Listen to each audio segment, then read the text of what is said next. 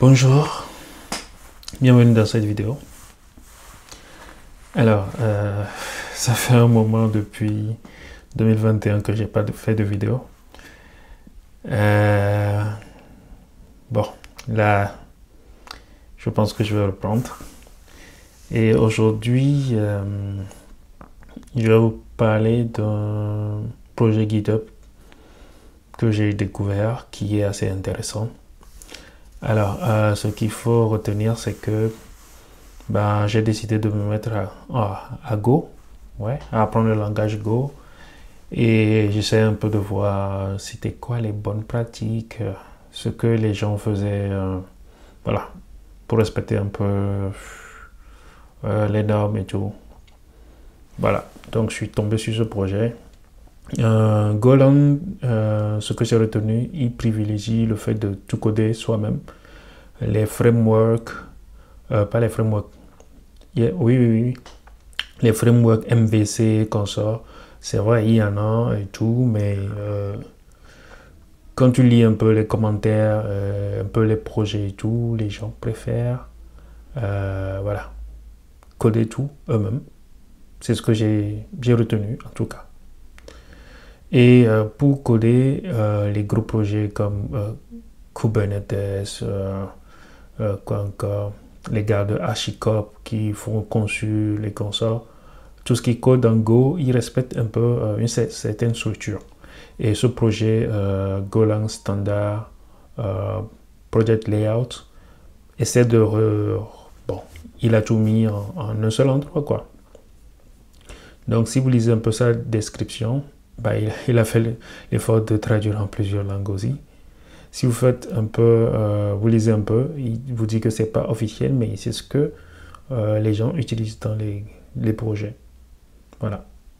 Dans l'écosystème Go, c'est ce qui est réellement utilisé. Donc, si vous partez de projet en projet, vous verrez les mêmes packages et tout. Donc, voilà. Alors, quand vous cliquez dans chaque répertoire, il vous donne... voilà, il vous décrit un peu et tout, et vous donne l'exemple des projets qu'il utilise. Vous voyez un peu, le slash API est utilisé par ceux-là, Moby, Kubernetes, ouais. Si vous allez dans le repo de Kubernetes, vous allez voir que c'est la même structure qu'ils ont.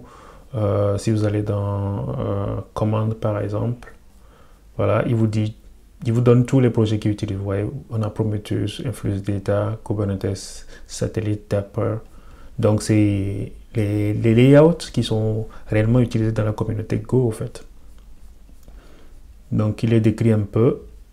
C'est assez intéressant. Donc, ici, c'est lorsque vous voulez rajouter des commandes et tout dans votre application. Pour l'avouer un peu, je voulais créer des commandes en ligne de commande avec du Go. Et c'est là où je suis tombé sur le repo CMD et j'ai essayé de voir un peu comment les choses se font, quoi. Donc tout ce qui est commande, c'est dans ce package, parce qu'en Go c'est un package. Internal, lorsque vous voulez pas que vos librairies soient publiées dans la doc Go, parce que Go il met, il y a, j'ai oublié comment ça s'appelle, tous les packages Go, voilà, les packages Go, ils sont tous répertoriés dans un endroit, Golang, voilà, pkg Go. Quand vous allez ici, vous voyez tous les packages. Donc tous les packages, tout ce que vous publiez sur GitHub, vous les voyez ici, hein. Si je cherche par exemple Kubernetes, config Kubernetes, c'est de la documentation pour tous les packages qui sont écrits en Go. Donc, si vous voulez pas que vos packages apparaissent dans le dépôt public, voilà, vous pouvez mettre vos packages dans internal. Et ceux-là, voilà, peuvent être utilisés par des applications externes.